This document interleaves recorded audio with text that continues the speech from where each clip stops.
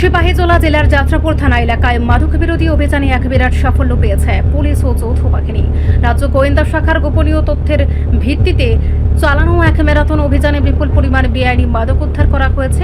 যাত্রাপুর থানার ভারপ্রাপ্ত আধিকারিক পার্থনাথ ভৌমিকের নেতৃত্বে স্পেশাল টাস্ক ফোর্স টিএসআর এবং স্থানীয় পুলিশ প্রশাসনের যৌথ উদ্যোগে এই অভিযানটি পরিচালিত হয়। পুলিশ সূত্রে জানা গেছে, যাত্রাপুর থানার অন্তর্গত লেদ্রাবাড়ি এবং উত্তর কালীখলা সংলগ্ন গভীর জঙ্গলে মাদক কারবারিরা মাটির নিচে বিপুল পরিমাণ মাদক লুকিয়ে রেখেছিল।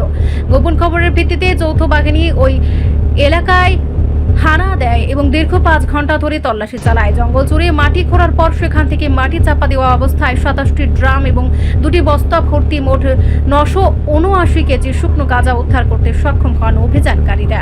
জব্দকৃত মাদক সামগ্রীগুলি উদ্ধার করে ইতিমধ্যেই যাত্রাপুর থানায় নিয়ে যাওয়া হয়েছে। পুলিশের পক্ষ থেকে জানানো হয়েছে, আন্তর্জাতিক বাজারে এই উদ্ধার হওয়া শুকনো গাঁজার আনুমানিক মূল্য প্রায় 1 কোটি টাকার কাছাকাছি। থানার ওসি পার্থনাথ ভৌমিক জানিয়েছেন, এলাকাকে সম্পূর্ণ মাদক মুক্ত করতে এবং পাচারকারীদের নেটওয়ার্ককে ধ্বংস করতে আগামী দিনেও এ ধরনের কঠোর অভিযান লাগাতার জারি থাকবে। ইনফরমেশন ছিল বিভিন্ন লেদ্রাবাড়ি, কালীখোলা, বিভিন্ন জায়গাতে রাবার বাগান, বিভিন্ন বাড়িতে এনডিপিএস আর্টিকেল স্টোর আছে। অ্যাকর্ডিংলি আমরা এসটিএফ থানা আর অন্যান্য ব্রাঞ্চ, আমাদের যে ব্রাঞ্চগুলো মিলে রেড করি লেদ্রাবাড়ি এবং কালীখোলা নর্থ উত্তর কালীখোলা এরিয়াতে।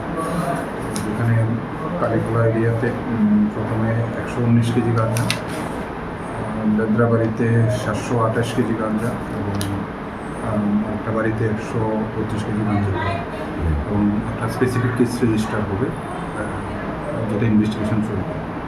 কতক্ষণ থেকে এই অভিযান চলছিল আপনাদের? আজকে সকাল 10টা থেকে আমাদের এই অভিযান চলছে, বিকাল 4টা পর্যন্ত। আমাদের থানার বাকি মোটামুটি 50 জনের মতো চলছে। আগামী দিনে কি বার্তা থাকবে স্যার নেশা বিরোধী? রিপোর্ট সংবাদ প্রতীক্ষা।